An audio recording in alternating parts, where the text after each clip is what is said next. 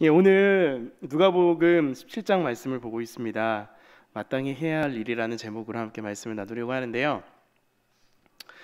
오늘 우리가 봤던 누가복음 17장 말씀에는 특별히 우리가 읽은 이 부분에는 두 이야기가 공존하고 있어요. 두 개의 이야기가 함께 있습니다. 하나는 겨자씨 이야기고요. 하나는 무익한 종의 이야기가 연결되고 있습니다. 각기 다른 두 개의 이야기가 이렇게 있다는 것은 분명히 필시 연관성이 있다는 것 아니겠습니까? 전혀 다른 이야기가 갑자기 나올 리는 없고요. 실제로 이 두 이야기는요, 하나의 질문에 대한 대답이었습니다. 하나의 질문에 대해서 예수님께서 제자들에게 대답해 주신 것이었어요.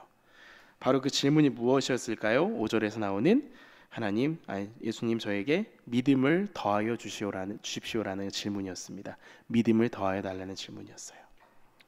그런데 조금 우리가 말씀을 보면서 우리 지난번에 성경 퀴즈 대회 했지 않습니까? 누가복음 사도행전 아픈 기억이 있는 분들도 계시고 즐거웠던 기억이 있는 분들도 계신데 어쨌건 자세하게 말씀을 많이 보셨을 거라 생각을 하고 조금 우리가 독특한 부분을 발견하게 돼요. 5절 말씀에서 제자들을 지칭하는 단어가 조금 다릅니다. 뭐라고 지칭하고 있죠? 바로 사도라고 지칭하고 있습니다. 사도. 네. 사도란 말이 맞긴 하죠. 예, 다음에 사도행전도 등장하기 때문에 이 사도는 헬라어로 아포스톨로이 혹은 아포스톨로스라고 불리는 단어입니다. 그 아포스톨 해가지고 영어 단어의 이제 원어가 이 단어인데요. 무슨 뜻이죠? 바로 보냄을 받은 사람이라는 뜻입니다. 보내졌다 이렇게 뜻이죠. 그래서 당신은 저쪽으로 저 지역에 보내졌습니다라고 하는 그런 의미가 있는 것입니다. 근데 이 사도라는 단어가 누가복음에는 잘 안 쓰입니다. 생각보다. 누가복음하고 사도행전은 저자가 같지요. 누구죠? 누가였죠. 누가가 썼음에도 불구하고 누가복음에 나오는 이 단어, 특히 사도란 단어가 누가복음엔 잘 안 쓰여집니다. 왜? 당연하죠. 사도들이 등장하게 된 것은 오순절 마가다락방 사건 이후니까요. 예수님 승천하시고 난 뒤에 누가복음 전체에 사도란 단어가 6번 쓰이고 있습니다. 6번 쓰이고 있고 이 제자들은 솔직히 사도란 말보다는 제자, 헬라어 마르테스라는 단어입니다.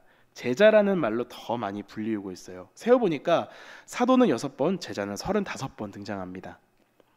이들은 제자입니다. 아직은 제자와 사도를 구분한다는 게 좀 그렇지만 굳이 이 의미를 생각할 때 분명히 다르거든요.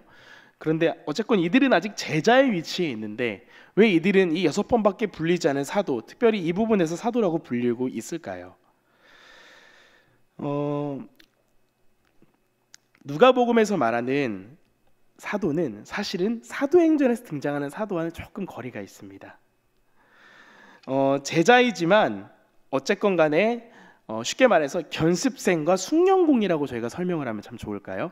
아직은 완성되어 가고 있는, 아직은 중간 미숙한 상태에 있는 사람들인데 이들이 숙련공을 향해서 나아가고 있기 때문에 성경은 이들을 사도라고 부르고 있다는 것입니다. 더 쉽게 설명을 하면은 오늘 이 이야기가 등장하기 이전에 또 이렇게 사도라고 불렸던 적이 있었는데요. 그 이야기를 보면 조금 더 이해할 수가 있습니다. 누가복음 9장 10절을 한번 제가 읽어볼 텐데 자막으로도 있지요. 제가 읽어드리겠습니다. 사도들이 돌아와 자기들이 행한 모든 것을 예수께 여쭈니 데리시고 따로 벳세다라는 고을로 떠나가셨으나 라고 하는 말씀이 있습니다. 여기에서도 사도라고 등장합니다. 본문이 속해 있는 누가복음 9장, 방금 우리가 읽은 이 자막이 속해 있는 누가복음 9장에서는 어떤 일이 일어났냐면 예수님께서 제자들에게 능력과 권위를 주세요. 가라! 보내주십니다. 제자들은 그래서 어떤 일을 하죠? 각 마을을 두루 다닙니다. 이 마을 저 마을 두루 다니면서 뭘 하죠? 복음을 전하고 병을 고치죠. 예수님이 행하셨던 사역을 똑같이 합니다. 예수님께 능력과 권위를 받아서요. 그리고 돌아와서 예수님께 보고합니다.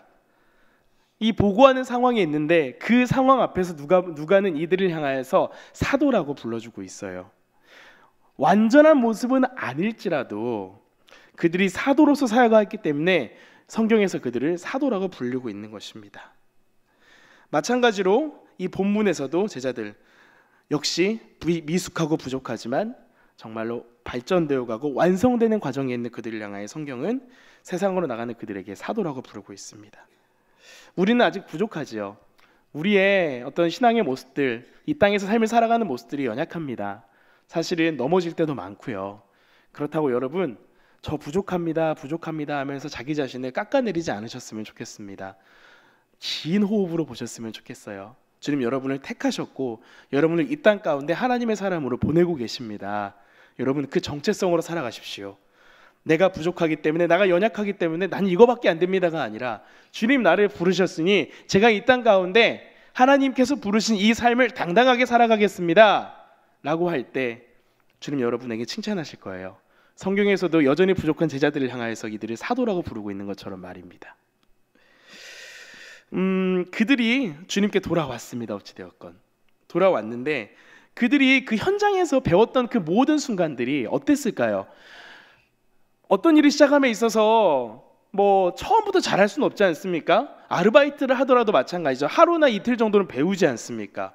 그 일을 배우고 하는 방법을 터득하고 그러면서 실수도 하고 또 그러하면서 스스로 좌절해 보기도 하고요. 이들도 마찬가지였을 것입니다. 현장에서 병자를 고치고 귀신들을 쫓아내며 정말 기사와 이적들을 주님의 권능을 받아서 행하였을지라도 때로는 좌절하고 낭망하실 때가 분명히 있었다는 것입니다. 자기들의 한계를 철저하게 경험하고 돌아왔을 것이라는 거예요. 여러분 어느 때 가장 그런 걸 느끼십니까? 저는 개인적으로 참 토요 전도하시는 분들이 대단하다고 느끼는 게 그런 거예요. 전도를 나갔을 때 사실 그런 거 제일 많이 경험하거든요.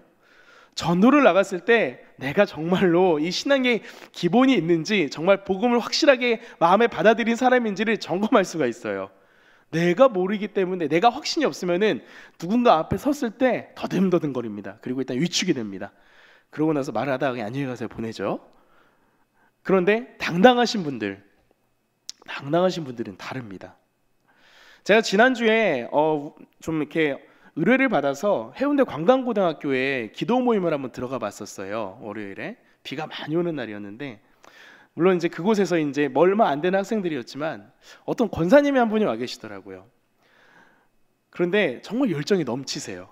넘치다 못해서 정말 하나님 나라를 살아가고 계신 느낌이었어요. 그러다 보니까 조금 말은 과격하고 뭔가 좀 투박한 건 있었는데 학생들한테 예수님을 전하는데 정말 속사포처럼 전하시는 거예요. 다다다다 전하시는 거예요. 한치의 망설임도 없이. 근데 그러다 보니까 조금 마실 수도 있으시고 위태위태한 건 있었습니다. 그런데 그런 것보다 저는 뒤돌아서서 생각을 하니까 이분이 그래도 확신을 가지신 분이구나. 그래. 그러니까 이렇게 자신 있게 하실 수 있지. 그분의 모습과 오늘 이 제자들의 모습이 오버랩이 되었어요. 하나님의 사람으로 살아간다는 것, 특히나 누군가에게 예수님을 전하고 우리가 삶으로 예수님을 드러낸다는 것은 때로는 우리의 실수를 경험하게 되는 일이기도 합니다. 하지만 그럴 때마다 좌절하지 마시기 바랍니다.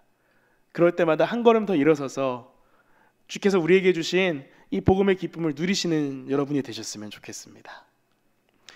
복음을 전하다 보면 놀림도 받고요, 어려움도 당해요. 그리고 병이 나으라고 기도도 하지만 낫지 않을 경우도 생기지 않겠습니까? 근데 그 모든 상황 속에서 어쨌건 제자들은 내가 부족하구나, 하지만 또 나를 보내신 예수께서 나와 함께 하시는구나 라를 또 경험했을 것입니다. 어쨌건 여러분 들으신 뒤에는 무언가 하셔야 합니다.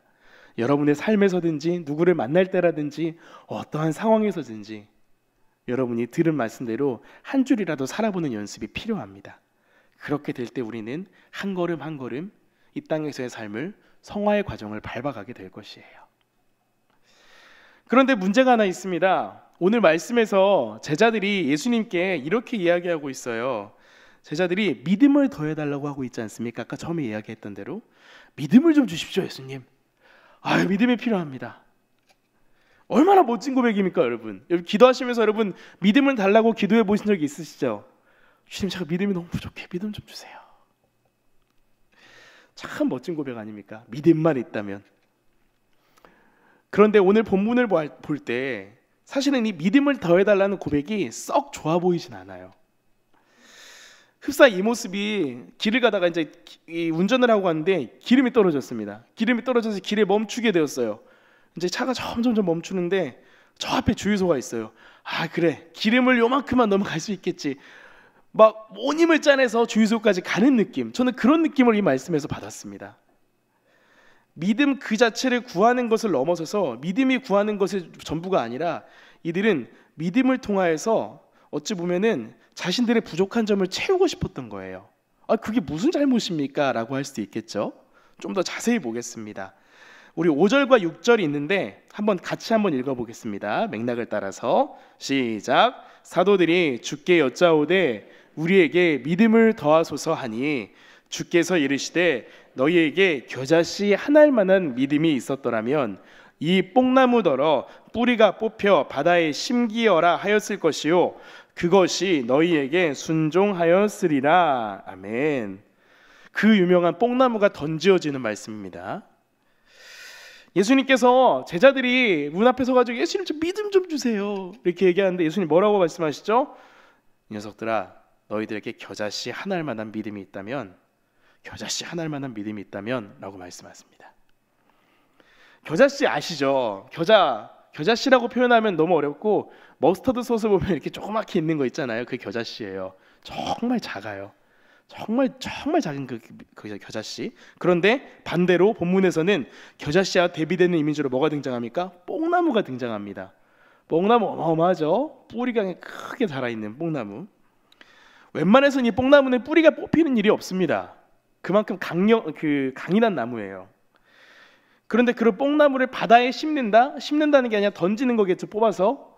그런데 그 뽑아 던지는 그 상식적으로 불가능한 이 사건이 이 작은 겨자씨 하나할 만한 믿음이 있다면은 저희가 뜯어서 던지는 것도 아니라 자기 힘으로 뽑혀 나가서 자기가 가서 순종해서 심기운다는 겁니다.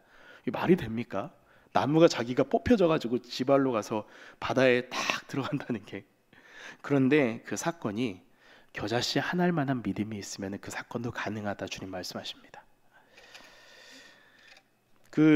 영화 케이블 채널 이런 거 보면은 비슷한 영화들 자주 해주거든요. 좀 이렇게 유명한 영화들 시간만 나면 해주는 영화가 있는데 그런 영화 중에 타짜라는 영화가 있습니다. 타짜 아시죠? 제가 타짜를 한 20번을 본 것 같아요. TV에서 잊을만 하면 TV를 틀면 나오는 겁니다. 그냥 사실 이렇게 그래 재밌다 할 수도 있겠지만 사실 좀 소재가 좋지는 않습니다. 도박한 소재잖아요.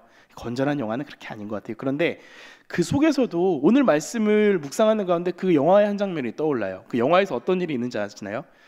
김혜수한테 빠져가지고 한 사장님이 사기를 당합니다. 그래서 도박을 하는데 자꾸 돈을 써요. 그래서 돈을 또 빌려요. 그래서 김혜수가 말려요. 사장님 그만하시죠. 그러니까 김혜수한테 도박은 말이야 파도와 같은 거야. 미천만 있으면 돼. 그래서 미천을 빌려옵니다. 그것도 달러 이자로. 그럼 계속 말리죠. 달러 이자인데 안 돼요. 속으로 잘한다. 그래 망해라 이러면서 그 사람 결국 망합니다. 망하는데 계속 가져옵니다. 돈을 이렇게 돈다발을 그 쇼핑백에다 담아가지고 들고 옵니다. 그래가지고 계속 털어넣는 겁니다. 질 걸 알면서도. 바로 밑빠진 독에 물 붓기라는 느낌이 거기 있는 거죠. 왜 그 장면이 떠올랐을까요? 저는 믿음을 달라는 제자들의 이 요구와 바람이 저는 이것과 비슷해 보였어요. 저는 믿음에 대해서 우리는 실수하는 것 중에 하나가 그겁니다. 믿음을 어떤 우리 행위의 담보로 생각하는 거예요. 내가 믿음이 있으면 이렇게 하겠습니다. 내가 믿음이 있으면 봉사도 좀 하겠고요. 제가 좀 더 믿음이 생기면은 정말 더 헌신하겠습니다. 제가 믿음이 있으면은 제가 담대하게 이렇게 하겠습니다. 자기 안으로 그렇게 고백하는 경우가 많아요. 우리가 원하는 바를 채우기 위해서 믿음을 미천으로 삼는 일이 우리의 삶에 분명히 있다는 거예요. 믿음을 믿음 그 자체로 바라봐야 되는데 믿음을 가지고 자꾸 조건을 거는 거예요. 보다 많은 믿음만 있으면 돼. 그래서 믿음이 너는 커야 돼. 나는 믿음이 강해야 해. 그러면 더 큰 일을 할 수 있어. 그건 믿음이라기보다는 신념에 가깝다고 할 수 있겠죠. 자기의 그냥 개인적인 신념. 그러다 보면 어떤 일이 발생합니까? 광신에 빠집니다. 광신. 이단에 빠지는 사람들, 이단에 빠져서 꼼짝 못하는 사람들이 이런 사람들입니다. 잘못된 믿음에 대한 생각을 가지고 이게 광신으로 빠져서 못 빠져나오는 겁니다. 믿음이 믿음 자체로 존재하는 것이 아니라 더 많은 신앙의 행위를 담보해야 되고 개인의 헌신을 더 가져오는 어떤 연료가 되어버리는 겁니다. 그런데 그것은 바람직한 모습은 아닙니다. 제자들은 자기들이 손만 얹으면은 그 견습생으로 나가 있는 동안에 손만 얹으면 병이 낫고 귀신이 떠나가면 좋겠다라고 생각할 수도 있었을 거예요. 그리고 내가 예수님 명령을 따라 나갔는데 무슨 일이 일어나야지. 그런데 그것은 하나님의 나라를 위한다는 그 이면 아래에 있는 자기의 유익을 쫓는 일이라고 할 수 있습니다. 그것보다 믿음이라는 건 그런 거 아니겠습니까? 내가 믿는 하나님이 과연 어떤 분이신지, 그분이 어떤 일을 하셨고 예수께서 내 삶에 어떻게 역사하고 계시며 내가 겪고 있는 이 상황 안에서 그분은 어떻게 일하시는지를 기대하는 것, 그것이 믿음 아니겠습니까? 어떤 행위의 결과로 등장하는 것을 믿음으로 조건을 삼는 것이 아닌 순수하게 믿음 그 자체는 그러한 것이죠. 그리고 그런 잘못된 믿음의 중심에는 인정받고 세워지는 내가 있는 것입니다. 내가 이렇게 믿음이 많은데, 내가 할 수 있는 더 큰 믿음의 표현, 내가 할 수 있는 더 큰 표현을 가지고 저의 믿음의 크기를 자꾸 드러내려 합니다.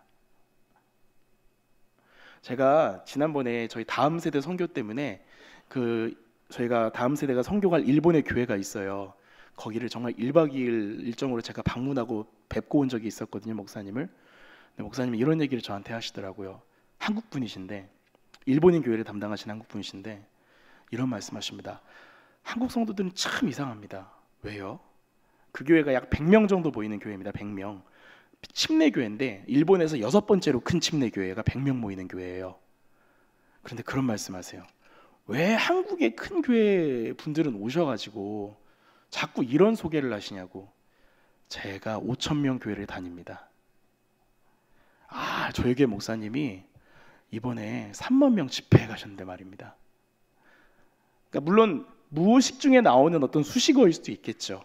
별 뜻 없는. 자꾸 무엇인가 큰 거를 바라고 큰 거를 이야기하면서 과시하려는 것들, 특히나 대형교회 다니시는 분들 중에 다 그런 건 아니지만 그런 착각을 하시는 분들이 많습니다. 그 교회의 크기가 내 믿음이라고 착각하는 경우가 있습니다. 누구나 말하는 큰 교회 다니시는 분들이 보면은 굉장히 얼굴이 밝고 어깨가 이렇게 올라가 있어요. 왠지 아세요? 내가 이 교회 성도기 때문이야 이러면서. 반대로 이상하게 개척교회 다니시고 작은 교회 섬기시는 분들은 잘 말씀을 못 하세요. 그럴 필요가 없는데 단지 그런 걸로 자기들의 믿음이 드러난다고 생각하시는 것 같습니다. 예수님은 큰 믿음을 말하지 않으세요. 큰 믿음이란 사실은 그 어폐가 있습니다. 이단 중에 큰 믿음 교회가 있죠. 그 잘못 이름 지은 겁니다. 이름이 좀 바뀌었지만 요즘에는 주님은 참된 믿음을 말씀하세요. 큰 믿음이 아닙니다. 예수님께서 큰 믿음을 말씀하셨으면 뽕나무 많은 믿음을 말씀하셨겠지요. 그런데 예수님은 겨자씨를 말씀하고 계세요. 가장 적은 것, 작은 것. 많으면 많을수록 좋다는, 내가 믿음이 많으면 더 많은 기사와 이적을 발휘할 수 있을 거라 생각했던 제자들의 그런 물질주의적인 태도를 예수님은 뒤집어 버리고 계세요. 우리들이 가져야 될 믿음은 무엇입니까? 크고 작음에 대한 관념이 아닙니다, 여러분. 그 주님을 향한 절대적인 순종함, 주님을 따라가는 그 우리의 마음의 삶의 태도, 무엇보다 내가 그리스도인으로서 이 땅에서 어떻게 살아가고 있는가 늘 고민하는 그 마음들, 내가 누군가에게 예수님의 사람을 어떻게 보여지고 있는가 항상 생각하는 그 삶의 자세. 믿음이라는 건 말입니다, 크고 작음이 없어요. 50% 믿음은 없습니다. 여러분 어떻게 50% 믿음이라는 게 있습니까? 없습니다. 제가요 믿음이 20%밖에 안 돼서요. 제가 믿음이 70%밖에 안 돼서요. 그거는 믿음이 있는 걸까요? 없는 걸까요? 없는 겁니다. 믿음이 없는 겁니다. 믿음은 0 아니면 100입니다. 믿음은 중간이 없습니다. 믿거나 믿지 않거나입니다. 순전한 믿음, 정제된 믿음, 무엇보다 제자들이 그 일을 할 때, 그 사역을 할 때 설사 병이 고쳐지지 않았더라도, 그들의 삶의 문제가 해결되지 않았다 하더라도, 매일매일 또 그들은 여전히 고통받고 있을 거라 할지라도, 그래도 주님을 신뢰하는 믿음, 그래도 주님을 믿으며 나아가는 그 삶의 모습들, 여전히 눈을 감고 신실하신 하나님을 찬양하는 그 태도, 작고 소박한 고백이지만 주님은 우리에게 그 믿음을 원하십니다. 주님은 우리에게 그 마음을 원하세요. 10년 전에, 10년 더 됐죠.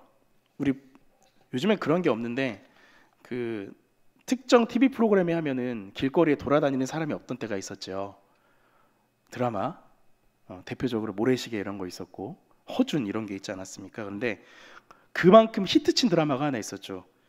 세계 각국에서 지금도 중동에 가면 이 드라마가 인기가 있답니다. 바로 대장금이죠. 대장금 아시죠? 대장금 보면은 장금이가 열심히 땀을 흘리면서 수락관에서 밥을 짓습니다. 얼마나 더워요. 얼마나 땀을 삐질삐질 흘리면서 밥을 짓겠습니까? 불을 떼고 손이 안 보이죠. 막 밥을 짓는데 열심히 수락상을 어쨌건 차립니다. 얼마나 수고가 많았겠습니까? 그리고 이제 그걸 들고 상감마마 앞으로 갑니다. 지진이 앞으로 갑니다. 지진이가 아니죠. 누구죠? 제 기억이 안 납니다. 가서 공손히 상을 놓고 고개를 숙이며 왕에게 드립니다. 그런데 만약입니다. 왕이 숟가락을 뜨는데 갑자기 장금이가 털썩 앉아서 자기도 밥을 먹어요. 거기서 이렇게. 제 것도 퍼왔습니다.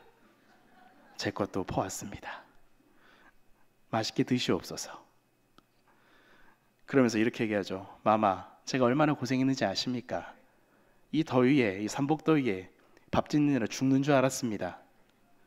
마마, 저의 수고를 아시니까 맛있게 드셔야 합니다. 그러면 그때부터 드라마 장르가 바뀌죠. 뭘로 바뀌죠? 호러 무비로 바뀌죠. 공포 영화가 되죠. 사극이 아니라. 장금이 그러면 어떻게 될까요? 당장 가서 삼족을 멸하여라 이렇겠죠. 수락관 나인에게 수라상을 차리는 건 당연한 일입니다. 밥 짓는 사람이잖아요. 그것을 차리지 않거나 맛이 없게 차린다면은 이 수락관 나인은 쫓겨나서 벌을 받습니다. 그런데 그렇다고 왕이 그 수락관 나인에게 밥 차려줘서 고맙다 라고 말하겠습니까? 안 그러죠. 왜 그래야 합니까? 당연한 일을 하는 종에게 주인이 감사할 필요는 없습니다. 그는 그 일을 당연히 해야 되는 사람이었습니다. 예수님은 믿음을 더하여 달라는 제자들의 그 질문의 본심을 다 알고 계세요. 제자들은 내심 인정받고 싶었던 거예요. 주님, 제가 이렇게 열심히 하고 왔는데 정말 제가 믿음만 더 있으면 더 잘할 수 있었는데 제가 이 정도 했습니다. 뒤에다가 숨겨져 있죠. 주님, 저 좀 칭찬해 주세요. 주님, 저 좀 점점점. 그리고 그 찾아가는 마을에서 아이고 우리 베드로 사도 오셨습니다. 아이고 우리 야고보 오셨습니다 라고 하는 그걸 얼마나 즐겼을까요? 때로는 제가 이렇게 하나님 일을 열심히 했는데, 제가 이렇게 병 고치며 귀신 쫓다가 믿음까지 더해달라는 이 거룩한 질문을 하고 있는데 주님, 이쯤 되면 저에게 칭찬하셔야 되지 않습니까? 라고 그들의 마음이, 그렇게 그들의 숨긴 마음을 주님은 알고 계셨어요. 그래서 예수님은 그들 앞에, 예수님 되게 솔직하십니다. 예수님 돌려 말하지 않으십니다. 9절 말씀입니다. 함께 한번 읽어볼까요? 짧은데요. 시작. 명한 대로 하였다고 종에게 감사하겠느냐? 와, 예수님 세죠. 예수님이 오늘날 목회하셨으면은 오래 못 버티셨을 것 같아요. 너무 세게 말씀하셔서 상처받아가지고 성도들이. 농담입니다. 너희들이 하는 것을 내가 감사해야 하느냐? 너희들이 당연히 해야 될 것을 하는 것뿐인데 너희의 행위와 사역이 너희에게 어떤 유익을 주는 게 아니야. 너희는 그냥 종이야. 말씀하고 계세요. 여러분, 드러나는 것으로 말미암아 높임받는 것 경계하십시오. 여러분, 경계하셔야 됩니다. 우리 이 자리에, 적어도 우리 오후 예배 나오시는 우리 여러분께서는 셀목자건 교사건 또 기도의 자리를 지키시건 정말 교회 안에서 열심으로 충성 봉사하시는 분들이라 생각합니다. 그럴수록 여러분에게 부탁드립니다. 여러분은 무익한 종들입니다. 아멘. 여러분 무익하신 분들이에요. 아무로 내세울 것이 없는 분들입니다. 저도 그렇고요. 봉사와 헌신, 섬김에 대해서 애초에 칭찬이나 격려는 기대하지 마십시오. 기대하는 것 자체가 좀 어렵고요. 받아봐야 별로 좋지도 않습니다. 생각보다. 근데 신기한 게 여러분, 섭섭병이라는 게 내려놓으면 섭섭병은 치유돼요. 섭섭병의 치유는 뭔지 아십니까? 마음을 내려놓는 겁니다. 그런 마음을 내려놓으면요, 애초에부터 그런 상처를 받을 것들이 사라지게 됩니다. 우리는 그리스도의 무익한 종입니다. 주님, 저희는 마땅히 할 일을 할 뿐입니다. 주님, 제가 셀목자를 벌써 몇 년째를 하고 있는데요, 진짜 이렇게 좀 고생하고 있는데 너는 그걸 해야 될 일이야. 주님, 제가 교사를 벌써 10년째 하고 있는데 좀 그만하라고 할까? 아니야, 넌 그거 할 일이야 원래. 혹시라도 누군가의 칭찬을 받으신다면 하나님께 영광을 돌리시기 바랍니다. 하나님만 영광 받으시길 바랍니다. 이렇게 얘기하면서 우리는 영광 받을 존재가 아닙니다. 우리 모든 영광과 경배는 하나님께로 드리는 것들입니다. 오늘 우리는 짧은 말씀을 통하여서 제자들의 질문과 예수님의 그들을 향한 대답을 함께 살펴보았습니다. 오늘의 말씀은 우리에게 두 가지의 교훈을 줍니다.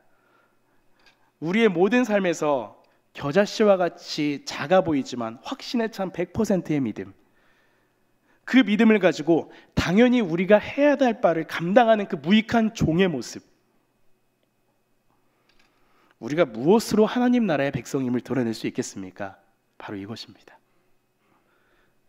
마땅히 해야 할 바를 하는 사람들, 우리 안에 삶의 모습이 보잘것없고 조금 연약해 보일지라도 내 안에 계신 그리스도, 내 삶에 주신 믿음의 모습은 그 누구보다 확신을 찬 그 모습, 그것으로 말미암아 우리는, 우리와 함께하는 모든 이들은 이 땅에서 하나님의 나라를 보게 될 것입니다. 교회의 주인은 예수 그리스도이십니다. 우리들은 그 주인을 순전하게 믿으며 교회를 섬기는 청지기들이에요. 축복합니다. 무익한 종 여러분, 하지만 100%의 믿음을 가지신 여러분, 하나님의 신실한 종으로 우리들의 맡겨진 삶 속에서 하나님의 나라를 드러내시게 되길 예수님의 이름으로 축복합니다.